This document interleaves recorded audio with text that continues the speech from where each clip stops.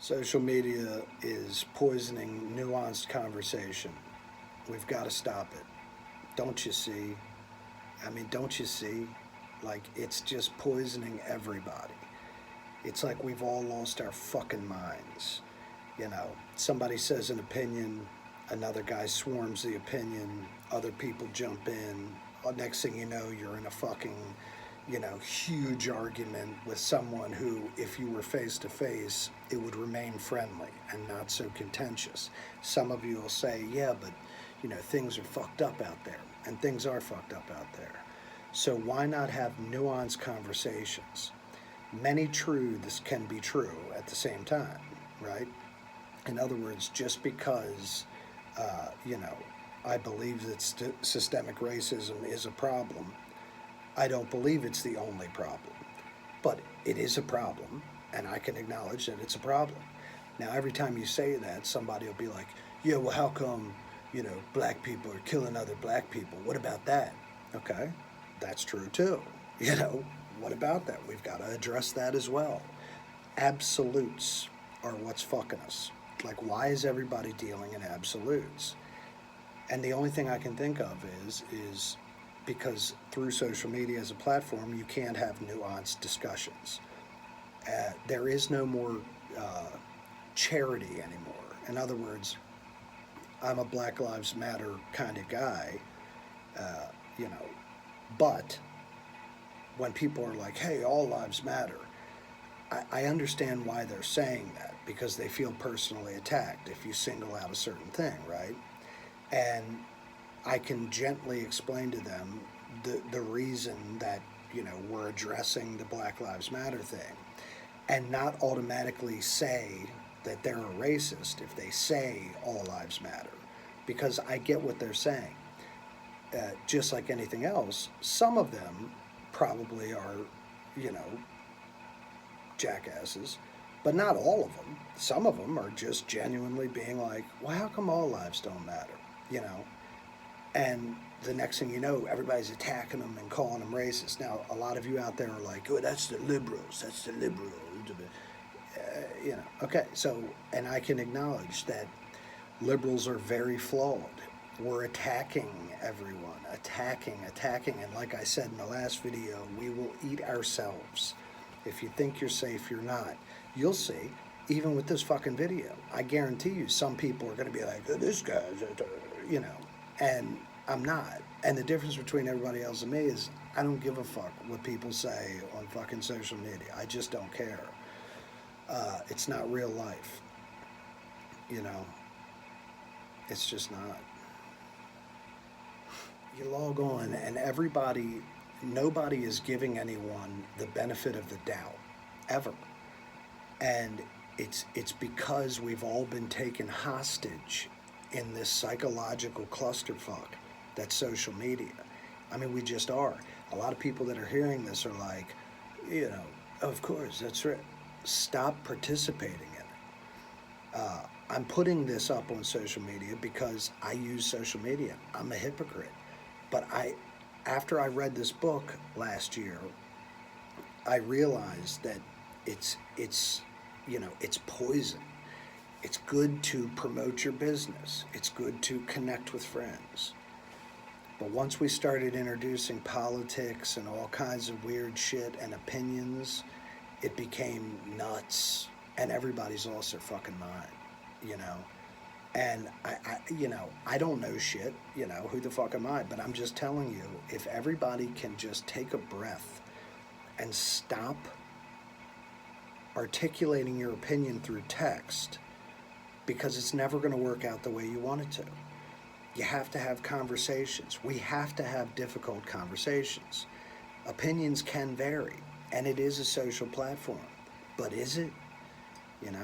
It's all it is to me is a war.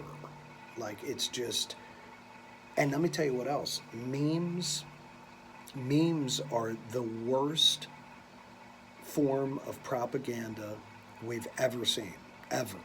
Forget Goebbels and all that shit, Nazi Germany, forget all of it. The propaganda spread by memes is the worst and most detrimental aspect of this whole thing. I love memes. A good meme is funny as fuck. You know, I get it. I put memes up.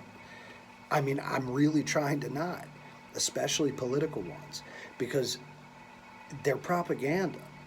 Like if you've put up a meme of like Joe Biden sitting there being like, "Ha, da, da, da," or Trump, you know, sitting there being like, duh," it's all propaganda. It's not real life. Some asshole named Stanley in a room somewhere created this meme and put it up as a zinger. It always goes back to the zinger, you know?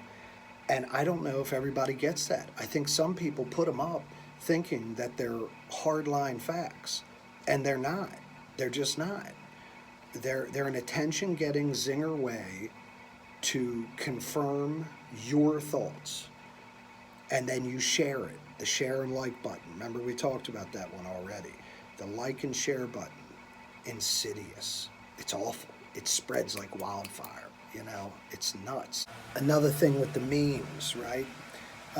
You know, in this book that I read, it was talking about the memes during the election, right? There were memes from both sides that were all made by Russian bots. If any of you remember the meme of Jesus wearing a "Make America Great Again" hat, and it said, like, if you like Jesus, like and share. And everybody was, like, "Oh yeah, baby," like and share. That was propagated by Russian bots.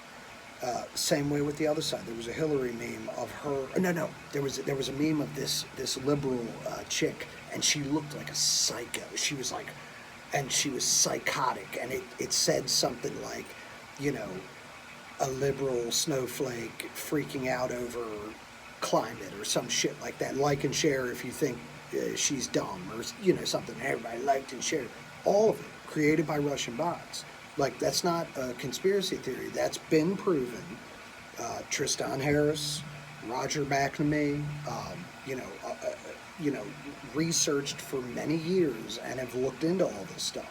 Like, so the meme thing is just poison. I love a good funny meme. I like a good cat meme, Kermit the Frog. But you've really got to choose your memes wisely, because a lot of them are the problem, so just something else to keep in mind. And again, I'm just kind of doing these videos to kind of make myself feel sane. I don't know, it's pretentious as fuck. I feel like a jackass doing them. But I'm sitting here, in my mind exploding. I don't want to type because I don't want to participate in it through typing, because you're screwed, and I'll be screwed doing it like this. But at least I can verbalize, and that's what we do here at It's Ice. We try to look at both sides of it, look at the reflection on the ice. You dig what I'm saying, right? All right. I'm going to keep it brief because I tend to ramble, but really think the main takeaways this week are: don't argue on social media. If you have an opinion, wait till you see someone and voice your opinion and have a conversation about it. There are no absolutes. It's not cut and dry. If you back Donald Trump, you're an ignorant racist. If you back Joe Biden, you're a moron piece of shit, or whatever. If you don't think Hillary killed Jeffrey Epstein, you're naive and stupid. If you think the Confederate flag is, racist, you're obviously wrong and don't know your Southern heritage. If you think the Lost Cause of the Confederacy book didn't propagate that whole thing, you're dumb and you don't know your the entire thing. There's two sides to every argument. And why do it on a platform where there's no subtleties? And why act like there's only one thing that's true? We're all people, we're all flawed. And if any of you fucks, would just take a breath and realize that we're all in this together. Use social media to be social, in my opinion. I don't know. A lot of people out there are probably like, well, fucking, who the fuck are you? And you're right. You're right. Like I said, this is self-serving. I'm doing this for me. So, fact is, I don't know. All right, good talk. Lep out.